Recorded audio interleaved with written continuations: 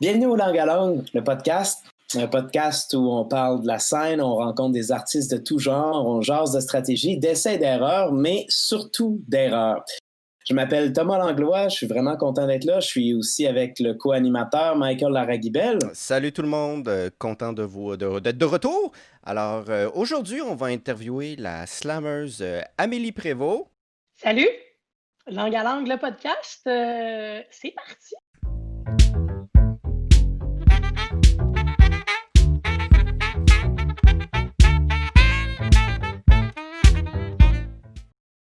Salut Amélie, c'est le fun que tu sois là. Merci d'être là. Bonjour. Allô, allô. Merci. Bonjour Thomas, c'est le fun que tu sois là aussi. Ben, on fait notre Ouais. possible. On fait notre peu. Avec la On fait ce technologie. qu'on peut pour être là à notre propre podcast. Ouais, c'est ça, exact. Avec tous les défauts de la technologie.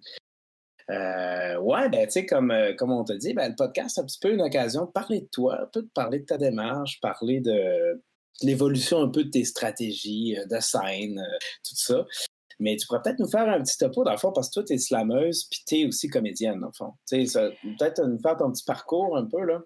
Oui, ben en fait, j'ai été formée comme comédienne. J'ai commencé ma carrière au théâtre, puis un peu à la télé, puis tout ça. Mais il y a eu un moment où il y a une coupure franche qui s'est faite, où est-ce que j'ai rencontré la poésie, le slam de poésie, en fait, qui a été vraiment un déclencheur, puis qui m'a fait prendre conscience du fait que la première chose que j'avais envie de faire depuis toujours, mis à part être sur scène, c'était de faire de la poésie.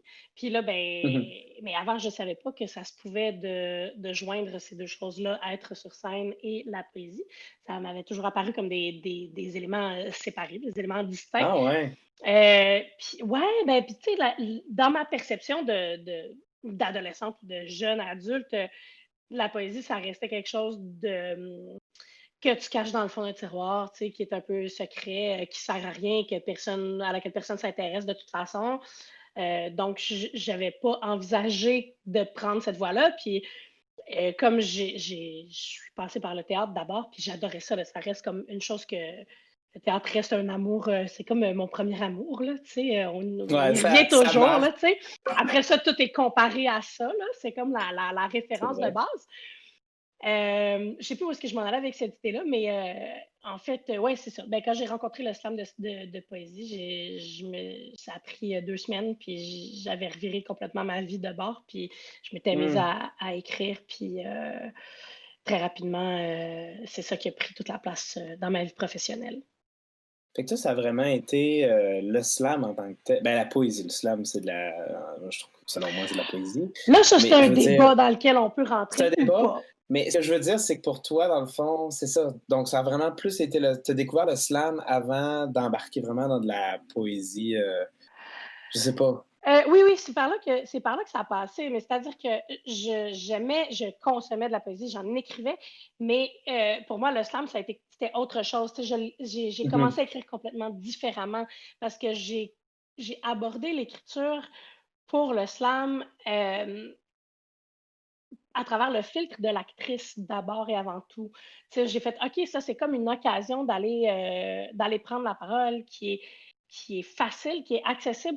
Je ne veux pas dire facile au sens de c'est facile à faire ou à écrire, mais dans la mesure où écrire une pièce de théâtre, ce que j'avais déjà fait avant plusieurs fois là, en début de carrière, ça prend beaucoup, beaucoup de temps. Puis une fois que la pièce est écrite, ben là, tu as un autre, généralement 2 ans avant que la pièce soit produite, qu'elle soit jouée.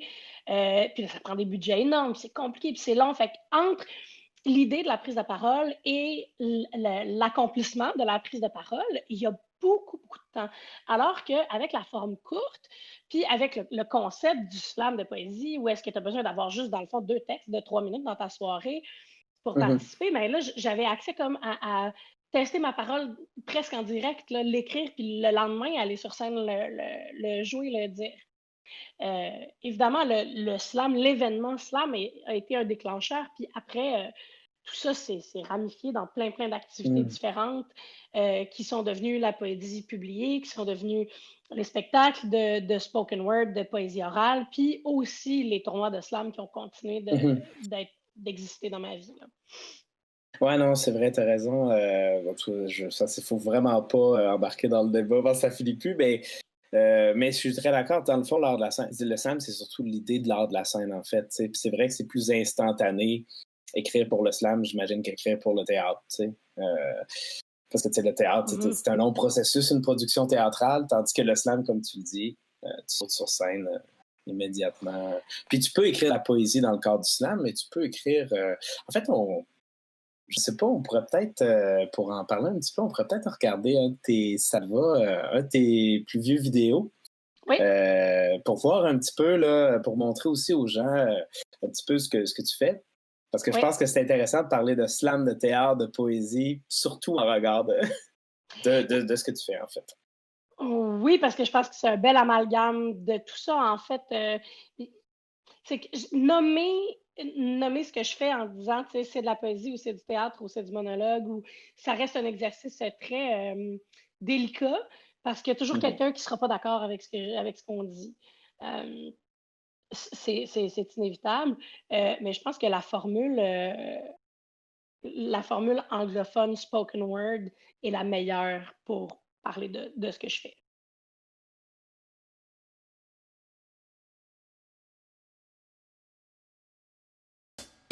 Ah, c'est bon ça.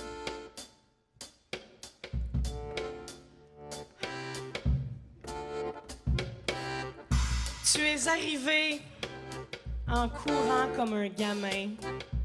Tu avais déjà la peau luisante d'une fin d'après-midi, mais la lumière du matin te découpait un corps neuf. Il y avait eu, l'espace d'une nuit, un mouvement, un changement d'axe dans la sensation de toi. Pour la première fois, je t'ai vu, toi, sous un angle charnel. C'était pour le moins inattendu de penser à toi et au sexe en même temps. Toi, à qui je m'interdisais pourtant d'attribuer la possession même d'un pénis. Toi qui, dans l'ombre d'un couple durable, n'avait pas de nom, rien qu'une épithète. Le chum de Julie. Tu es le chum de Julie, tu as toujours été le chum de Julie, tu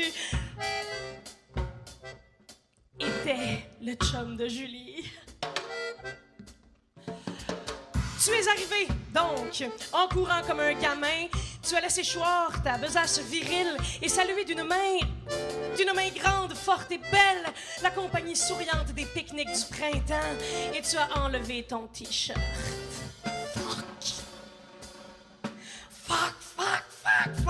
Fuck me, please.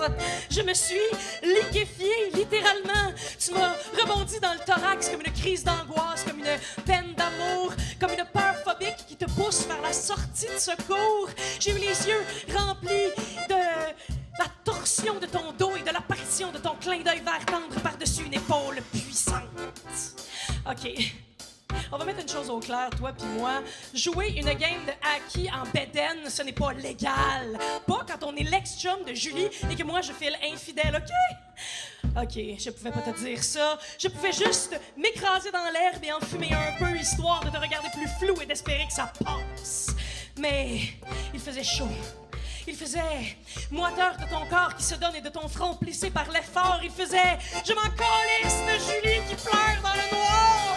Il faisait viens t'étendre dans la fraîcheur de la pelouse, que je sois en plein air, la fucking bitch qui French l'ex de son ami le lendemain de la rupture. Et tu l'as fait. Tu es venu étendre ta provocation à côté de moi et ma stupeur béate. Tu es venu tester la force nouvelle de ton célibat. Tu me connais trop bien, tu sais que la morale me fait souvent défaut. Les vêtements d'été s'enlèvent si facilement. Sans faux prétexte, on est rentré. On a surexposé nos peaux à la lumière de midi. C'était facile, c'était pornographique. Ça goûtait bon et j'ai crié ton nom par la fenêtre ouverte.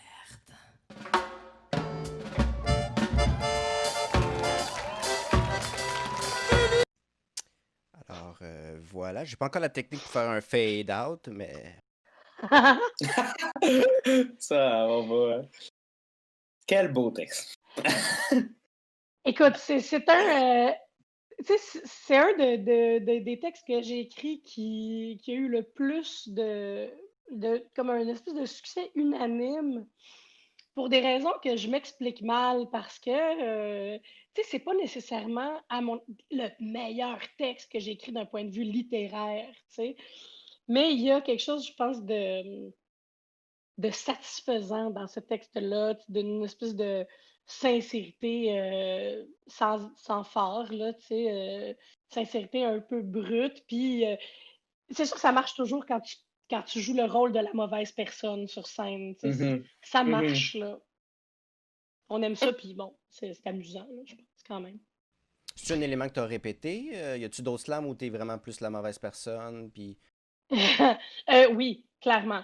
Oui, oui, ben moi, ça, c'est en fait, tout le début de toutes les premières années où j'écrivais, surtout pour la scène slam, mais aussi où je commençais à monter mes premiers spectacles, l'autodérision était vraiment au cœur de mon écriture. Tu sais, venir, parce que j'ai toujours trouvé que dans le spoken word ou sur les scènes de slam, il y avait beaucoup de prises de parole d'opinion, beaucoup d'opinions, Mhm. énormément d'opinions et d'opinions très arrêtées et très dures et beaucoup de revendications. Puis c'est très bien, c'est une des.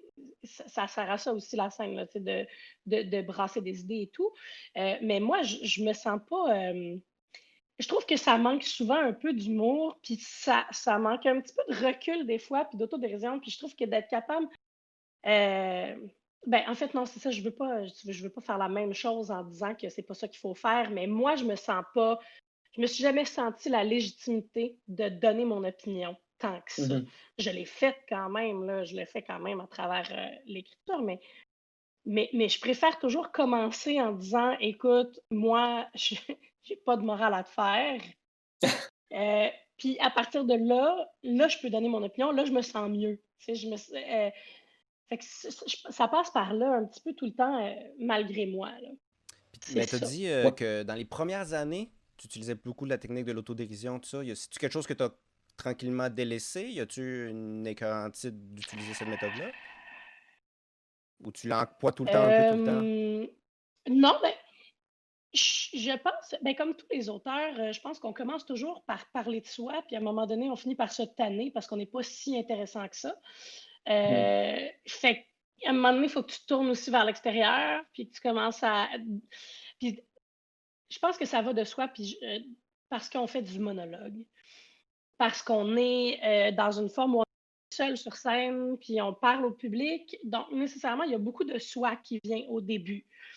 Mais à un moment donné, on se rend compte que c'est pas parce que tu es en monologue que tu peux pas être en dialogue aussi avec Mhm. les gens qui Hmm. sont dans la salle. Tu sais. Que la balle revient, ce qui fait que tu te permets à un moment donné de procéder autrement. Puis aussi, avec le temps, la forme a changé. Euh, au- Quand je faisais parce que là, je fais plus de soirée slam depuis quelques années, parce que je suis allée au bout de ce processus-là, puis à un moment donné aussi, Mhm. c'est une forme très figée. Puis depuis que j'en fais plus, ben, la forme de l'écriture a changé, puisque là, je peux me permettre de faire des textes qui ont des formats différents, qui ne durent pas nécessairement 3 minutes, puis dans lesquels je retrouve le droit d'utiliser un accessoire, ou je retrouve le droit d'utiliser une certaine forme de narrativité, puis où aussi je ne ressens pas nécessairement le besoin que chaque texte soit punché en soi. Parce que, Mhm. tu sais, dans le slam, c'est comme une formule à la base. Qu'il faut que tu fasses des points. Puis même si tu n'écris pas pour faire des points, ben, faut que ça punch. Faut que les gens retiennent quelque chose en 3 minutes Oui. de gros, d'intense. Fait qu'on tombe souvent dans le number, tu sais. Puis c'est là que la poésie, souvent, Oui. est un petit peu évacuée du travail, où elle passe comme en deuxième. Ouais. Ça devient un peu comme. Puis là, je dis des grosses affaires, là, puis c'est pas tout le temps ça, Non, non, là, non, mais. mais je comprends. Bon, on jase, là, c'est vraiment correct, là. Mais je comprends bien ce que tu veux dire. C'est ça, c'est qu'à un moment donné, il y a une espèce de. Tu sais, un exemple, moi, que je verrais, tu sais, c'est parce qu'à un moment donné, il y a des twists. Parce que, tu sais, je partage un peu Fait que, tu sais, il y a des twists, tu sais, comme par exemple, ton moment où tu dis le chum qui était le chum de Julie. Tu dis une affaire Ouais. comme ça dans ton. Ben, tu sais, ça, c'est clair que si t'as le bon timing, ça va vraiment rentrer avec le public, tu sais.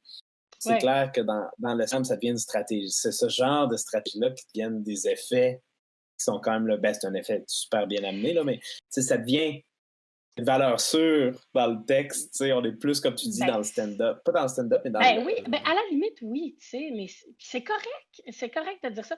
Par contre, je trouve ça important de spécifier que j'ai toujours, même dans les textes les plus performatifs, comme celui-là, mettons, là, j'ai toujours eu un souci quand même très grand de la manière, de la façon de dire les choses. Puis j'ai toujours écrit en fonction de créer des images fortes, des images qui punchent. Puis qui punchent pas juste dans le sens de l'humour, là, mais dans le sens de la poésie, là, dans le sens d'une image évocatrice, puis poétique. Puis j'ai toujours écrit avec un langage hyper soigné. Puis, tu sais, c'est pas... si j'avais voulu faire du stand-up, j'aurais fait du stand-up, puis c'est pas ça que je fais, puis je l'ai jamais fait. Puis d'ailleurs, ça m'est arrivé une fois d'aller sur une scène d'humour pour aller tester des textes que je faisais en slam qui fonctionnaient super bien, puis c'est une catastrophe, là, parce que l'humour, le stand-up, c'est un choix, puis c'est pas ça que je fais. Tu sais, moi, je suis drôle dans un contexte poétique, mais dans un contexte d'humour, je suis fucking pas drôle. Je suis juste, tu sais, fait que... Oui, je comprends bien. Mais c'est le fun que tu pointes ça, l'idée de... comme parce que moi aussi, comme à un moment donné, quand ben là, cette année, j'en ai pas fait. Là, j'ai fait des petites apparitions, mais j'ai pas... j'ai slacké un petit peu sur la compétition, mettons. J'en ai pas fait... je pense que j'en ai pas fait cette année. Non, j'en ai pas fait. Puis ben, cette saison aussi, peu importe. Puis comme un moment donné aussi, quand j'ai commencé à pouvoir travailler des formats plus longs, ça a comme permis, je trouve, de... Tu sais, c'est parce que c'est un petit peu ça que tu nommais, l'idée de sortir un petit peu du format slam. Tu sais, je pensais à ton show, là, Torcher des paillettes, que tu as fait dernièrement. Là, j'ai l'impression que tu te permets plus avec des accessoires, puis tu te permets plus d'explorer, tu sais. J'ai l'impression. Ah, vraiment. Puis dans ce show-là, qu'on a créé à deux, d'ailleurs, qu'on a coécrit avec Quinca, on s'est permis d'aller dans les deux directions. Il y a des morceaux de spectacle qui sont carrément des sketchs, mais il y a aussi des morceaux de spectacle qui sont de courts poèmes où c'est vraiment, où on est vraiment dans une forme poétique, où il n'y a rien, où c'est hyper dépouillé, où il n'y a pas de punch, où il n'y a pas de... C'est des moments de pause ou de suspension dans le spectacle où est-ce que les mots prennent tout l'espace. Puis après ça, on peut se permettre de revenir avec quelque chose qui est déconstruit. Il y a de l'humour physique aussi dans le show.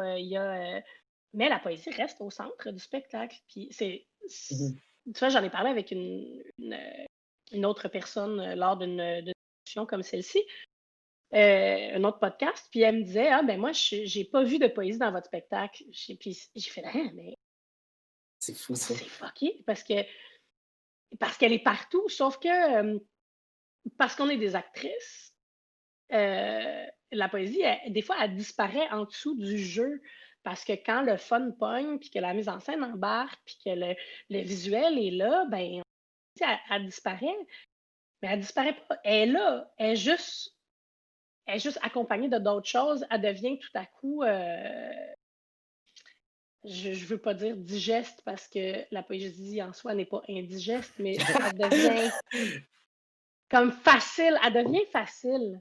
C'est facilitant. Le jeu, c'est facilitant pour la poésie. Je pense que c'est ça. Je sais pas si je réponds pas à tes questions. Je fais juste complètement digresser à chaque fois. Je pose pas tellement de questions, là. Je fais plus t'envoyer des tracks pour que tu digresses. c'est ça le trip. C'est pas l'interrogatoire. Non, c'est vrai. Mais dirais-tu que au niveau de, mettons, de quand tu as commencé, mettons, à approcher vraiment le slam, tout ça, puis mettons maintenant, où est-ce que tu es rendu avec, tu sais, t'as des shows, dirais-tu qu'il y a... y a-t-il une évolution dans ta conception de la poésie ou dans ta manière quand tu l'écris maintenant que tu sais que tu peux l'écrire pour un contexte qui est peut-être pas celui du slam, qui est plus permissif? Tu sais, y a-t-il une évolution à ce niveau-là ou plusieurs évolutions? Oui, il y a eu beaucoup d'étapes. Au début, c'est sûr que les premières années, là, j'ai écrit 3 spectacles jusqu'à maintenant, là, en poésie performée. Il y a eu L'histoire de la fille, mon premier spectacle, ensuite Ma langue dans ton oreille, puis ensuite Folvrage, torcher des paillettes.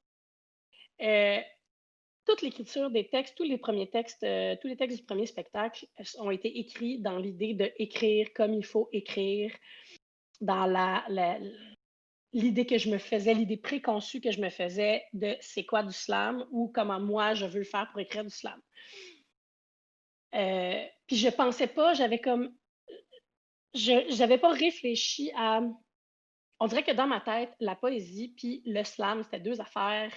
C'était comme une variante l'un sur l'autre. Tu sais, que la forme slam était une forme de poésie, mais avec des règles précises. Tu sais, comme de dire, ben, mettons, des alexandrins, c'est des alexandrins, puis des vers libres, c'est des vers libres, puis du slam, c'est du slam.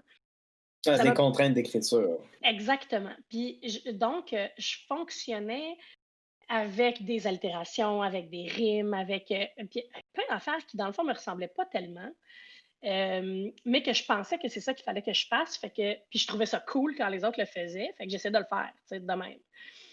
Avec des résultats, tu sais, que ma foi, aujourd'hui, j'assumerais plus. Mais qui m'ont quand même amené à la bonne place, tu sais, finalement. Là, tu sais, je ne veux pas rejeter ça parce que c'est un chemin que j'ai pris et qui m'a amené à développer plein d'autres affaires. Fait que ça, je te dirais que c'est la première étape. Mais au fond, tu sais, de ça, il y avait quand même une conscience que ce que je faisais, c'était un peu de maquiller mon intention poétique. Parce que avant ça, j'ai toujours écrit de la poésie. C'est juste que elle traînait dans mon tiroir, comme je disais tout à l'heure, puis elle servait à rien. Elle n'allait pas sur scène, elle n'allait pas dans un livre. Là, elle existait, tu sais, puis fait que je me posais pas de questions. Je me demandais pas si c'était bon, je me demandais pas si c'est comme ça qu'il fallait faire. C'était très instinctif. Puis on dirait que l'instinct, il est tout disparu avec l'idée de représentation, tu sais, en me disant, ben là, il y a des gens qui vont l'écouter, qui vont l'entendre, fait que je suis mieux de faire quelque chose qui a de l'allure. Mais en fait, ça m'a un peu nui pendant longtemps, cette affaire-là. Ensuite, il y a eu comme l'étape 2 où il y a eu comme l'espèce de. Qui a été celle de toute l'écriture de mes textes de Ma langue dans ton oreille, le deuxième spectacle, et qui sont devenus aussi tous les textes qui m'ont amené dans mon cheminement de slammeuse jusqu'à la Coupe du Monde. Puis, tu sais, tous ces textes-là où est-ce que là, j'ai vraiment maîtrisé le format slam, où je suis arrivée à une espèce d'hybride entre le monologue puis la poésie, avec un style qui me ressemblait, avec un peu d'humour, mais aussi avec un contenu, avec une forme avec une espèce de force émotive, je pense, qui traversait les textes. Puis un propos social, tu sais, qui venait comme un peu, qui était toujours un peu sous-jacent. Fait que ça a été comme. Dans un cadre punché, justement, comme tu parlais tantôt. C'est un cadre. Exactement. Puis, mais là, tu sais, dans tout ce processus-là, tu sais, qui s'est fait sur plusieurs années, il y a quand même eu plein de styles différents qui ont émergé, puis j'ai fait plein d'essais-erreurs. Mais en cours de route, je me suis aussi remise à l'écriture de poésie en me demandant pas si je voulais que ça aille sur scène. En me disant, ben, est-ce que je suis capable d'écrire des recueils, mettons, est-ce que je suis capable d'écrire comme tous les poètes que j'admire qui vont pas sur scène, qui sont pas des acteurs, qui sont juste des poètes, tu sais. J'ai eu envie de reconnecter avec cette zone-là de liberté totale dans l'écriture, puis ça a donné mon premier recueil qui est sorti il y a quelques années, puis dans lequel l'écriture est complètement différente, mais complètement différente de ce que je fais quand je vais sur scène. J'ai eu ce débat-là souvent avec Queenka pendant qu'on écrivait Folvrage, tu sais, où est-ce que je disais non, moi, tu sais, quand j'écris, il y a des poèmes qui vont pas sur scène. Puis elle me disait non, non, non, non, un bon poème, il va être bon aux 2 places. Puis finalement, je me rends compte que c'est juste parce qu'on n'a pas du tout la même écriture, ni pour la scène, ni pour le livre. Donc, j'ai vraiment comme 2 zones, puis elle a une zone qui fait pour les 2. Fait que dans le fond, elle est juste vraiment chanceuse parce que tout ce qu'elle fait, ça marche tout le temps. Alors que moi, des fois, ça chie dans un contexte ou dans l'autre. Des fois, ça marche pour les deux. Ah, moi, je voyais ça comme ça chie pour les deux. Je sais pas. Aussi! Ça arrive Non, c'est aussi. pas vrai, mais dans le sens de c'est drôle le parallèle que tu as Mais fait. dans le recueil que tu as Ouais. écrit, il n'y a rien Ouais. que tu as utilisé ça pour aller sur scène. Ça, ça a seulement été écrit. Un poème. Il y a un poème dans le recueil qui est allé dans un show, comme une transition. Puis en fait, c'est un texte que j'avais déjà écrit comme transition pour le spectacle, puis que j'ai fait comme il fit, je vais le récupérer. Et un qui est devenu une chanson. Mais c'est pas moi qui a écrit, qui a fait la musique, c'est une de mes amies qui est musicienne qui a décidé qui a lu le poème, qui a fait Hey, je peux-tu faire une tune avec ça, j'aime ça. Puis j'ai dit Ah oui, je m'attendais pas à ça pendant tout, puis c'est devenu une tune, tu sais. Mais sinon, tout le reste, c'est vraiment resté dans le format livre. Fait qu'il y a eu une espèce de travail d'adaptation quand même. T'as pas pu juste faire le texte, c'est ça? Ben, il y a eu une petite adaptation, mais tu sais, elle a plus coupé comme pour parce que le texte était un petit peu trop long pour le format de la chanson, puis pour créer des refrains, elle a comme changé quelques affaires de place ou écoute, je me souviens pas du processus exact, mais il n'y a pas beaucoup de changements qui sont entre si tu Mhm. écoutes la tune puis le texte. Ça s'appelle Les bras me tombent, le poème, puis c'est Nini Marcel, l'artiste qui a fait la chanson. Fait que vous irez voir ça sur Internet. Ça existe. Voilà. Fait que c'était quoi la question? Même moi, je m'en rappelle plus. OK. Mais t'as dit au début Digression, c'est le fun, que tu digression. écrivais avec ton fil d'actrice. Puis là, pour ton recueil, t'as dit que t'as enlevé tout fil, t'as vraiment juste concentré sa poésie. Est-ce que, parce que t'as pas écrit avec le fil de l'actrice, c'est une raison pour laquelle tu les utilises moins vers la scène? Oui, ouais. Je pense que quand j'écris pour la scène, je me demande toujours si je vais avoir du fun à le jouer, si je vais avoir du fun à le dire. Je modifie les choses et j'écris beaucoup à voix haute. J'écris toujours à voix haute quand j'écris pour la scène. Tu sais, je peux pas aller écrire dans un café, mettons, là. Il faut que je sois chez nous puis que je me parle au fur et à mesure. Je m'indique, je m'auto-induis le rythme du texte par la respiration, en le faisant, en l'essayant. Je vois que Thomas, tu hoches de la tête. J'imagine que tu fais ça J'ai aussi. l'air. Oh, oui, oh, oui. Hey, c'est ça, tu sais. À la limite, le texte. Et je n'ai jamais publié mes textes de scène. Ils sont jamais allés dans un livre. Puis c'est super important pour moi. C'est comme. Tu sais, à la limite, ça se pourrait, là. Mais ça se pourrait comme cahier de spectacle. Comme quand tu Mhm. publies un texte de théâtre. euh, Quand tu lis du théâtre, tu le sais que ultimement, le but, c'est que ça soit monté sur scène. Fait que généralement, quand tu le Oui. lis, tu essaies d'imaginer ce que ça va être comme spectacle, tu essaies d'imaginer les acteurs, tu essaies d'entendre les acteurs le dire. Pour moi, c'est la même chose avec le livre.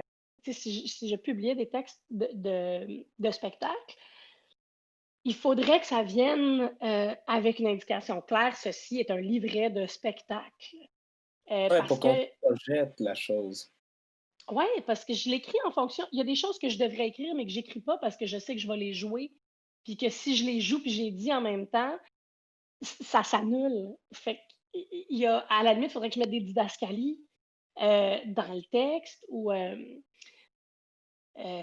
puis de la même façon, j'ai jamais voulu faire un album non plus. Tu sais, il y a beaucoup d'artistes qui émergent de la scène slam puis qui font finalement des albums. Puis là, dans la vidéo qu'on a regardée, là, il y avait de la musique, mais c'est une exception dans le fond. C'est un événement où est-ce qu'il y avait des Mhm. musiciens. Mhm. J'ai déjà fait des spectacles avec de la musique, là. J'ai travaillé longtemps avec un musicien, tout ça, mais à la base, les textes sont jamais écrits en fonction d'être mis sur une musique, là, tu sais. Puis Ouais, les ben c'est musiciens qu'on comme. a vus dans la. Ouais, C'est comme parce que je le fais aussi souvent le parallèle du théâtre. Je veux dire, tu peux avoir de la musique au théâtre, mais tu fais pas nécessairement un album avec avec une avec une pièce de théâtre, pièce. c'est C'est ça. ça, tu sais. Exact. Tu sais, je suis pas musicienne, tu sais, puis je suis pas une rappeuse, puis là, c'est pas la même affaire. Tu sais, moi, je fais de la poésie performée, je fais du spoken word, je fais pas du rap, tu sais, ni de la chanson. Puis ceux qui le font, tant mieux. Il y a plein d'artistes qui sont hybrides, qui font plein d'affaires, tu sais, puis c'est là aussi que ça devient dangereux de catégoriser trop, tu sais, parce que je veux dire, il y a des. Tu sais, je pense à David Goudreau, là, par exemple, qui est l'exemple classique. Là, tu sais, David, il est romancier, il est poète, il a été slammer, puis il a fait des albums de musique. Puis, tu sais, t'écoutes son album, tu te demandes pas c'est quoi, là. C'est-tu de la chanson? C'est-tu du slam? C'est de la poésie? Je sais pas, tu sais, c'est pas vraiment important. La question, c'est, tu trouves-tu ça bon? C'est-tu bon? T'aimes-tu ça? T'as-tu du fun à l'écouter? Oui, bon, ben tant mieux, tu sais, voilà. Mais moi, quand j'enregistre des affaires, j'ai pas de fun à m'écouter après. Fait que je le sors pas. Tu sais, je le sors pas en album. Je trouve Ouais. que c'est pas ça la bonne forme.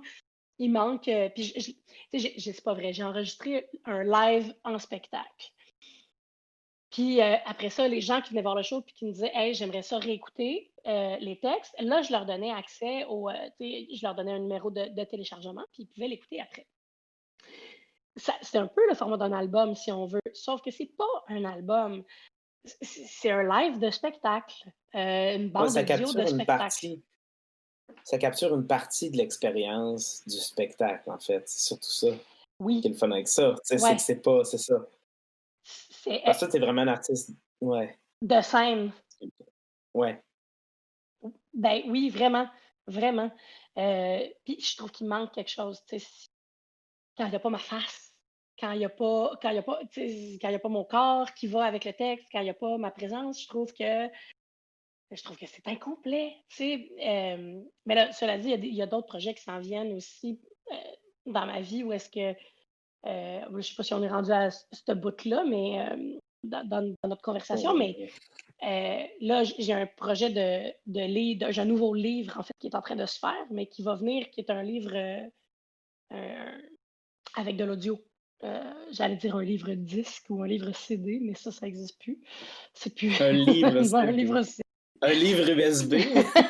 Mais c'est pas c'est avec de l'audio dedans là, qu'il va y avoir. Oui, Je peux pas dire ni les dates, les ni tout ça parce que j'ai pas signé de contrat encore. C'est un livre qui va avoir de l'audio, fait que c'est pas tout audio. Il y a des parties du livre.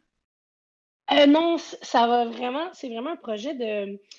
En fait, c'est des textes que j'ai écrits pour être dits, mais qui vont être publiés sous forme de livre, mais un livre qui va aller avec, comme les contes de Walt Disney quand nous étions petits, avec la fée clochette qui fait ding-ding. Fait que, tu sais, tu mets ton audio, puis tu lis ton livre en même temps, puis là, tu suis le texte avec l'audio. Tu sais, fait que ça va comme ensemble.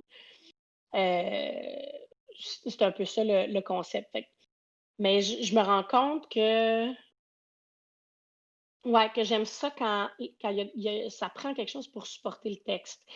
Peut-être, on m'a dit que c'était peut-être juste de l'angoisse, de l'insécurité d'autrice, puis que peut-être que c'est juste parce que je voulais pas que le texte parte tout seul ou que je voulais pas lâcher mon texte. C'est peut-être vrai, parce que même dans le recueil, j'ai travaillé avec un peintre qui a illustré le recueil. Peut-être que j'ai peur que ce soit insuffisant tout seul, mais en même temps, je pense que j'aime ça travailler avec le mélange des médiums. J'aime ça travailler avec les matières différentes. Je trouve que ça va bien avec mon écriture. Je trouve que je sais pas, c'est cohérent avec ma démarche. Peut-être que je suis juste insécure aussi, ou un peu des deux. Des fois, mais en même temps, ça doit te permettre de développer ton univers. Tu sais, parce que mettons que c'est juste les mots, ben, c'est sûr que ça peut être reçu de plein de manières. Mais déjà, si tu as les mots avec une conception musicale ou sonore, là, c'est comme si tu développes tu précises, mais en même temps, tu développes ton univers. Même chose avec un visuel de peinture. Je sais pas, c'est peut-être ça aussi. Peut-être que tu as. Parce que c'est ça aussi, Ouais. c'est toi qui le sais, mais peut-être ton côté artiste de scène, peut-être qui voit déjà des images, qui voit déjà une réalisation plus sensible, sensorielle, tu sais. Oui, je pense que c'est intéressant ce que tu dis. L'aspect sensoriel, l'aspect de stimuler le sens en même temps que le cerveau, que l'intellect, c'est joué. J'avoue que c'est pas fou. Hum, Tu comprends bien ma Je sais démarche, pas. Thomas? Je guesse des trucs. Moi, j'ai aucune idée. Ah ouais, Tu connais mieux ta démarche que moi, là. mais pas tant. C'est pas tant, je veux dire. OK. C'est, moi, j'intellectualise très peu là, ce que je fais. Honnêtement, j'intellectualise ce que je fais quand je donne des entrevues, puis quand je rédige des demandes de sub. c'est pas mal ça, là. C'est les deux moments où est-ce que je fais, ah, c'est quoi que je fais donc? Pas que je fais n'importe quoi puis que je réfléchis pas à ce que je fais, c'est pas ça que je dis. Mais Mais je non. travaille beaucoup à l'instinct puis à l'envie puis la réflexion, elle vient en même temps que le travail, puis souvent, mais entre mon intention puis le résultat, il y a toujours un univers, tu sais, ça donne jamais ce que je pensais que ça donnerait, puis je suis correcte avec ça, tu sais, quel anglicisme de structure, je suis correcte avec ça quand même, hein, c'est énorme. I'm okay with that. C'est juste entre nous autres. Et tout Oui, le web. et mes auditeurs. Ouais. Comme disait François Pérusse, c'est entre nous et les 350 000 auditeurs. Qu'est-ce que je disais? Ouais, je disais que ben c'est ça, tu sais que souvent il y a un univers qui se développe entre l'intention puis le résultat. Puis j'ai beaucoup de lâcher prise par rapport à ça. Je me dis, si ça donne pas ce que je pensais, c'est peut-être parce que ce que je pensais n'était pas si bon que ça finalement. Puis que le résultat est meilleur. Peut-être que j'en échappe en cours de route aussi, mais ouais, c'est ça. Fin de mon idée. OK. Non, c'est super intéressant. Tu nous avais aussi envoyé, tu sais, on t'avait demandé une ancienne vidéo, une vidéo plus récente aussi. Mhm. Tu nous as envoyé une vidéo plus récente sur ton site. Ouais, On peut peut-être prendre un temps pour l'écouter, si ça te va.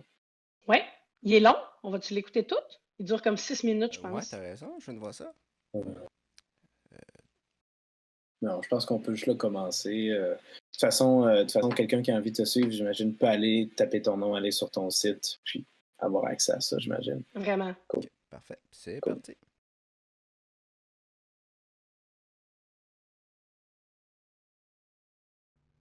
Je les vois toutes, les blessures que tu infliges sous prétexte de guérison. Ce sont comme de longues saignées dans l'âme de ceux qui ont trop mauvais teint pour se dresser contre tes lames. Je connais tes intentions tordues, presque involontaires, tes réflexes comme des sécheresses de l'inconscient, et ta honte, bras baissés devant les 1000 petites horreurs quotidiennes que tu ne peux pas t'empêcher de commettre parce que la peur, la colère et même la joie débordent trop. Je connais les barrières franchies par enthousiasme quand un amour trop grand te donne envie de mordre. J'ai vu pourrir les restes de ceux et celles que tu as dévorés, mais qui ne pouvaient pas savoir les carnages que tu portais, grand félin vorace, parce qu'en apparence, tu es de toute beauté. Je te vois. Dans ta posture impérieuse, la solitude comme un tuteur pour soutenir la démesure de ton ego, je comprends ton vertige. Quand les géants s'effondrent, ils tombent de très haut. Félin, géant, dragon ou robot, je te devine, petit garçon figurine, réfugié dans ton jeu de guerre, constamment ceinturé de grenades, mais à peine le courage de survivre. Je te vois comme ça, comme t'es, si plein de ta lumière trop forte pour les yeux, soleil qu'on peut pas regarder, lumière qui brûle sans briller, mais lumière quand même. Je te vois. Et je te prends comme ça, sans y penser, gigantesque et terrifiant comme l'étendue de ton génie, avec tes accès de tendresse et ta folie pure et simple qui manigance l'apocalypse et le salut du genre humain en même temps. Je te vois comme je me vois moi-même, faite de jours manqués, de mots déplacés et d'une bêtise abominable. Je nous vois, je suis ta semblable, et pour survivre à ma lucidité, je n'ai pas d'autre choix que de te pardonner tout. OK.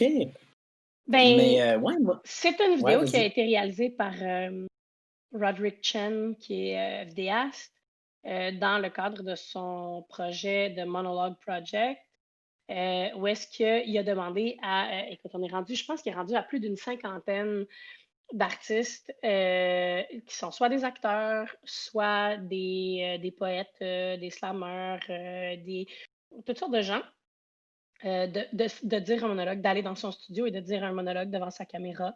Il utilise le même plan, la même lentille, le même background pour tous ses vidéos. C'est vraiment, il étudie l'art. Fait qu'il y a des monologues de théâtre, il y a des monologues de slam, il y a des poèmes, il y a plein d'affaires. C'est vraiment fascinant. Puis tu as du monde, tu as des professionnels, des amateurs, c'est très, très, très vaste comme sélection. Mais c'est hyper intéressant parce que il étudie en profondeur le processus du monologue. Et j'ai écrit le texte pour le projet, pour ça. C'est un texte que j'avais en tête depuis longtemps, que je savais que je voulais écrire, mais qui n'avait pas trouvé encore son contexte. Et quand j'ai eu ce projet-là, j'ai dit, waouh, c'est là le moment pour écrire ce texte-là. Fait que je l'ai écrit vraiment pour ça. Puis on voit que c'est beaucoup plus posé, que c'est beaucoup plus lent, que c'est complètement une autre dynamique par rapport à les là, tu sais, que tu vois que là, je suis en mode estival, festif, fun, slam.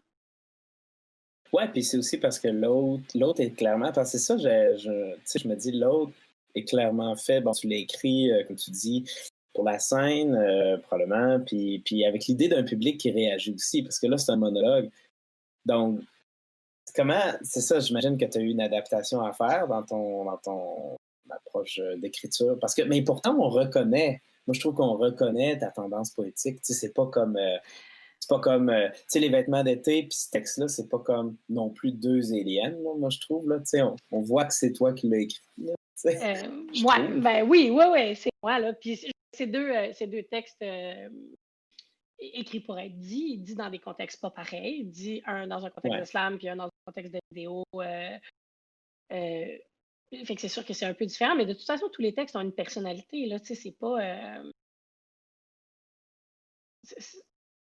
ils sont pas tous pareils. Des fois, j'écris des choses hyper dramatiques, puis des fois, j'écris des choses hyper comiques, là, puis c'est correct. Tu sais, je veux dire, j'ai pas de... Je veux pas me cantonner dans un style ou dans une... Non, c'est clair. On peut faire les deux, là, puis on est tous capables de faire les deux. Je pense que quand on répète toujours la même chose, c'est parce qu'on a peur de sortir de notre zone de confort. Puis, tout à fait. c'est important des fois de se dire non, je vais essayer quelque chose que j'ai jamais fait avant. Là. Tu sais, j'ai des textes qui ont été écrits en alexandrin. Puis j'ai full aimé ça faire ça. J'adore ça. Ah ouais. Même si c'est complètement dépassé, suranné, puis qu'il y a du monde qui me dit ben voyons donc, ça n'a aucun sens de faire ça. Mais qu'est-ce que c'est que cet art bourgeois du 17e siècle? Là, ça n'a aucun sens de faire ça aujourd'hui, des alexandrins, mais moi, j'aime ça. Que j'aime ça. Oui, puis comprendre le fonctionnement d'une forme aussi rigide que l'alexandrin, ça peut être bien pour nous faire comprendre l'opposé aussi. Tu sais, des fois, là, je veux dire, c'est un petit peu ça l'idée aussi, tu sais.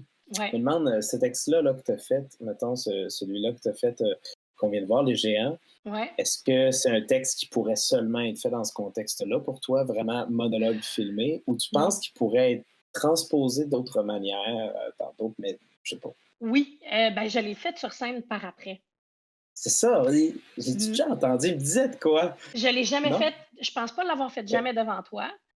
Mais là, tu m'as entendu souvent faire bien des affaires. Fait que ça se peut qu'il y ait des résonances entre les choses que j'ai déjà dites, que tu as entendues, que tu as vues. C'est possible. Mais non, je l'ai fait. En fait, je répétais avant que la pandémie ne frappe. J'étais en train de répéter un spectacle pour la France. Je m'en allais dans un festival à Annecy. Puis j'avais besoin de monter un show d'1 heure. Puis je voulais pas reprendre ma langue dans ton oreille, qui est un vieux spectacle que je fais plus depuis au moins 3 ans. Et je pouvais pas faire Folvrage, Torcher des paillettes parce qu'ils avaient du budget pour inviter seulement une artiste. Donc, ils ne pouvaient pas acheter mon show en duo. Fait que je partais là-bas toute seule. Et donc, pour l'occasion, j'ai comme monté un nouveau show avec du vieux matériel et du matériel neuf, donc des textes que j'avais jamais fait avant, soit que j'avais écrit pour la radio, soit que j'avais écrit pour cette vidéo-là, ou juste dans des contextes d'écriture. Là. Des fois, j'écris pour rien, là, sans raison. Ça m'arrive encore. C'est rare, de plus en plus, mais ça m'arrive encore quand j'ai le temps. Fait que bref, je montais ce spectacle-là et dans le show, j'ai intégré le texte Les Géants. Puis c'était un moment vraiment d'immobilité super intéressant dans le show J'espère que je vais avoir l'occasion de jouer ce show-là après la pandémie. Là. Tu sais, c'est Je comme. le souhaite. Je nous le souhaite. C'est ça! Il était comme programmé pour. J'avais 3 ou 4 soirs de show de prévu, tu sais, en France, puis un à Montréal en revenant. Puis finalement, ça se sera jamais fait. Puis là, ben, tu sais, je suis en processus d'écriture pour un autre spectacle, tu sais, avec que du matériel neuf. Fait que je ne sais pas si ce show-là va se faire. Je l'ai comme répété un peu pour rien. Je travaillais avec ma metteur en scène habituelle, Émilie Gauvin, avec qui je travaille depuis que j'ai commencé à La Police Performée, donc depuis maintenant 10 ans. Puis on a travaillé de dire un texte au complet assise sur une chaise. Puis j'ai trouvé l'exercice fabuleux. Ouais. Puis on est arrivé à ça parce que tu sais, j'ai essayé de faire le texte debout, de bouger, d'essayer des affaires physiquement, mais j'ai tellement conçu le texte pour un plan de caméra serré. On dirait qu'une fois rendu sur scène, il n'y avait rien d'autre à faire que de s'asseoir sur une chaise et de juste le dire. Fait que c'est vraiment étrange. Tu sais, en tout cas, puis je serais curieuse de voir ce que ça donnerait sur scène. J'imagine que je vais avoir l'occasion de le faire. Quand la vraie vie va Est-ce que avoir repris. tu visualises un peu la réaction du public dans les géants? C'est parce que tu as un rythme très posé, comme tu as dit, assis, mais là, devant le public, une réaction. Donc, Ouais. ce qui a été fait va changer. Il va falloir que tu t'adaptes aussi sur scène. Ouais. Tu as déjà C'est pensé sûr, que ça va c'est réagir sûr. à certains moments? Comment tu pensais voir ça? Ouais, ben tu sais, c'est. Quand j'écris des textes comiques et que je pense qu'il va y avoir des rires, c'est sûr qu'il faut que je m'attende à plus d'adaptation. Mais dans le cas d'un texte comme celui-là, je pense ben, peut-être qu'il va y avoir des rires, mais c'est quand même un texte hyper lourd, là. C'est super dramatique. Mais cette J- tension-là, C'est il y des a petits moments de lumière, mais les tensions qui vont être. cette tension-là, Ouais. ça demande moins d'adaptation de la part de l'interprète. Tu peux plus asseoir un rythme, puis de toute façon prévoir des silences, puis de toute façon prévoir des temps, mais tant qu'il n'y a pas de réaction sonore de la part du public, il y a beaucoup moins d'adaptation à faire. Tu sais, ça va être. C'est sûr que chaque fois que tu dis un texte, il y a quelque chose qui s'installe là, dans la relation avec le public. Il y a comme une dynamique. Mais c'est plus possible de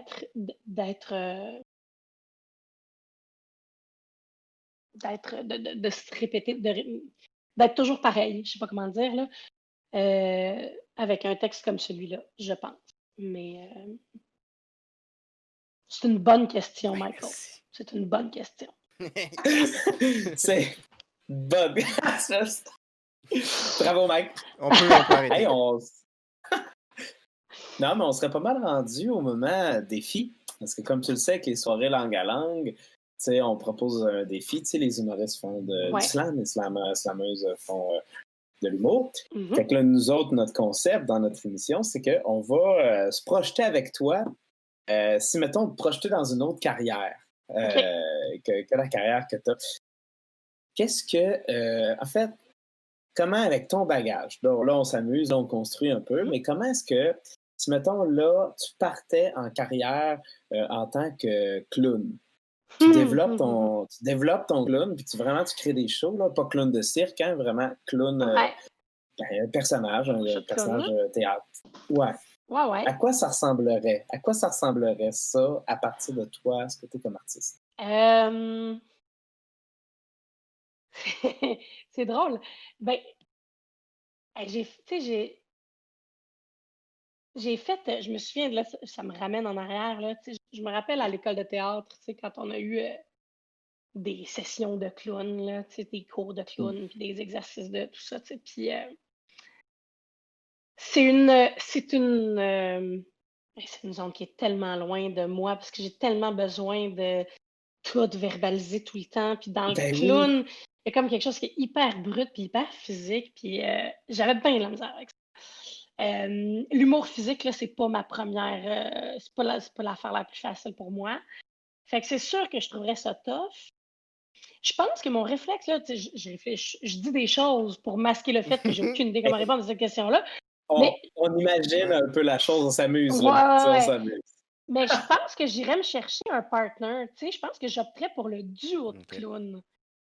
Ouais. Je pense que c'est là que je trouverais mon fun. Parce que il y a quelque chose dans le rapport à l'autre, puis tu peux trouver le ballon, tu sais, les bouts, tout est moins drôle, l'autre peut patcher, tu sais, il y a une dynamique. Puis ça, trouver des bons noms de duo de clowns, c'est toujours le fun. Là, tu sais. Là, tu vois, ça m'amuse déjà. J'y ai d'ailleurs pensé souvent avec une de former le duo Pépine et Pépite.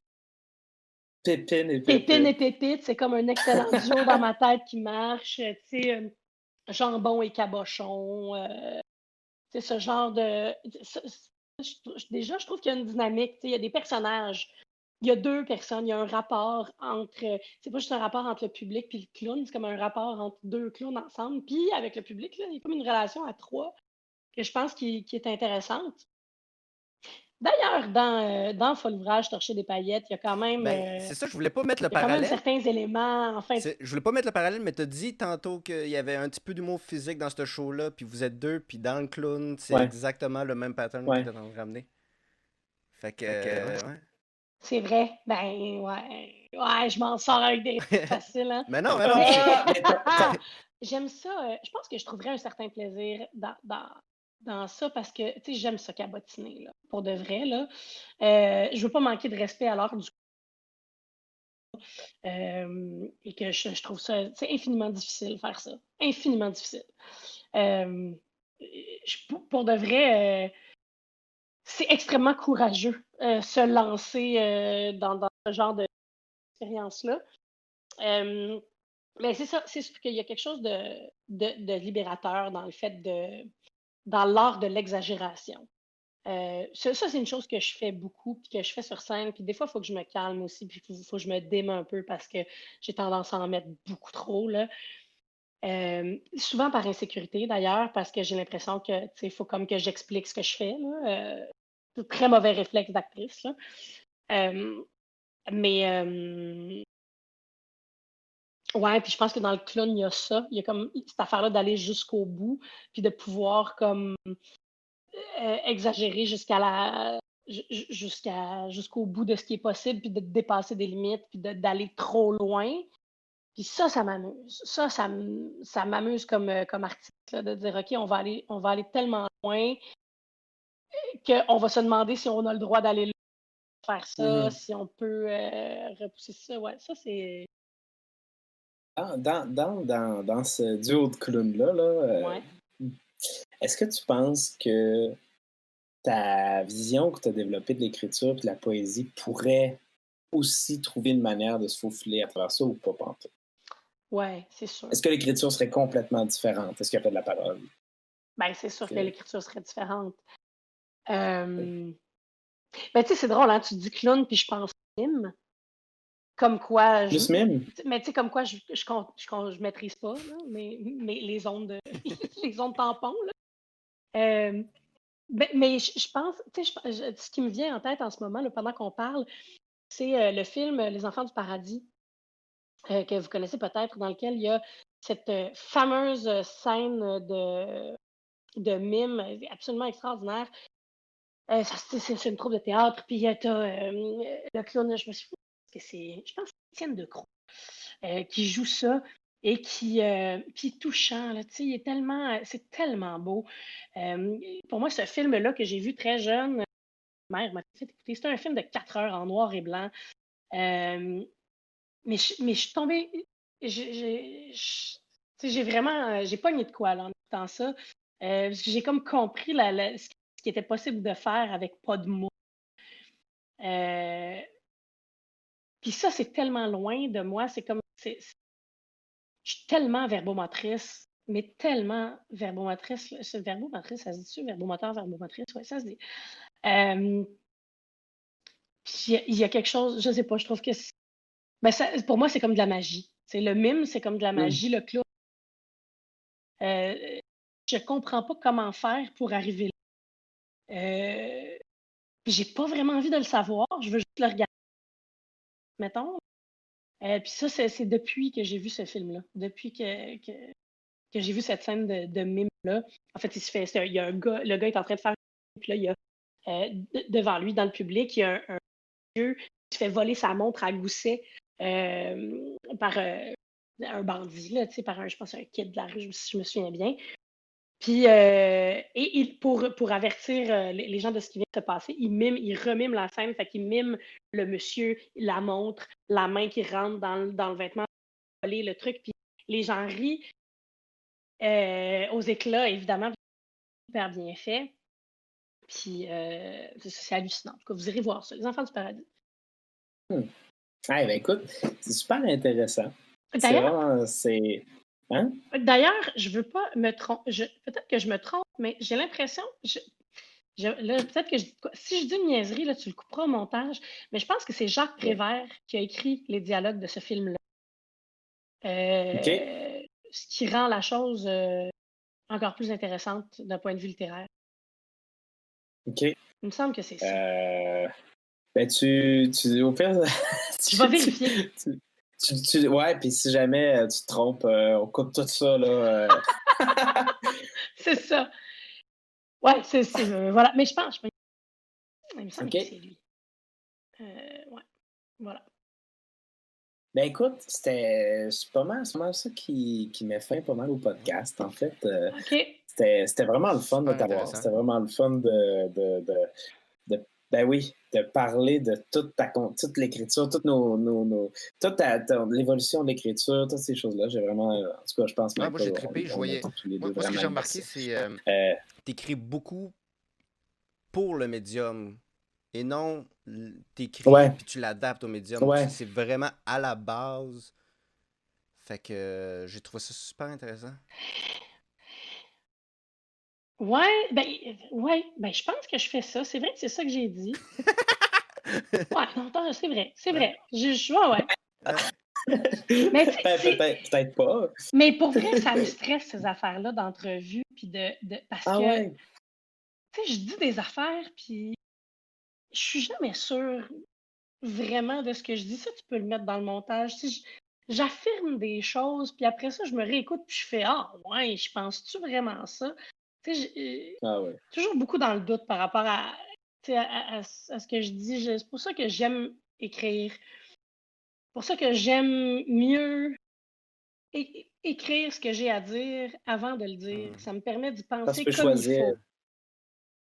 il faut. C'est ça, au lieu de dire des niaiseries là, live. Puis de ben écoute, là.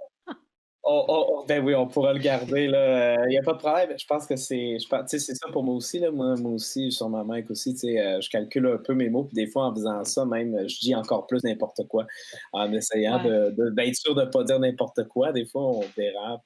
Je pense qu'il n'y a pas de stress. Là. Je pense que les gens savent un peu l'idée du podcast. Là.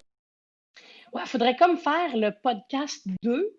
Ou est-ce que l'artiste revient sur son podcast et peut corriger toutes les niaiseries qu'elle a dites pendant l'entrevue? On va réécouter un bout de l'ancien podcast. Si tu avais à refaire ça, qu'est-ce que tu corrigerais s'il y avait un podcast? C'est beaucoup. Ben écoute, merci pour tout. Merci pour tout, Amélie. Tu as été super généreuse de ton temps. Ça me fait plaisir. Merci beaucoup pour l'invitation. C'est toujours un plaisir de vous parler. Puis si un jour on a le droit de revenir, ça me fera plaisir aussi d'aller vous revoir. Et de refaire ce monologue d'humour que j'avais fait juste une fois, mais que j'avais eu vraiment du fun à faire. C'était vraiment trippant. Puis peut-être même aussi, moi, j'aimerais ça voir ton show secret. Hey, mon secret, là, qui n'a pas pu. C'est que j'aimerais ça le faire. J'aimerais tellement ça. C'est ridicule comment ça a passé dans le beurre. En tout cas, mais si jamais je le fais, j'irai à Québec. Si jamais les gens, ça leur intéresse, vous pouvez nous suivre sur les différents réseaux sociaux. J'ai vu sur YouTube aussi, tu as différentes vidéos de toi en performance. Il va y avoir les deux qu'on a vus présentement dans le lien, dans le commentaire sur YouTube. Fait que, en gros, c'est ça. Oui, puis ben c'est ça, j'ai pas beaucoup de réseaux sociaux. Tu sais, j'ai mon Facebook, puis mon site web qui est en construction depuis 1000 ans. Je suis pas super bonne là-dedans, mais sur mon Facebook, il y a comme pas mal toutes les façons de me rejoindre. Fait que c'est ce qui m'a fait au podcast, gang. Merci beaucoup d'avoir été là. Alors, Au revoir!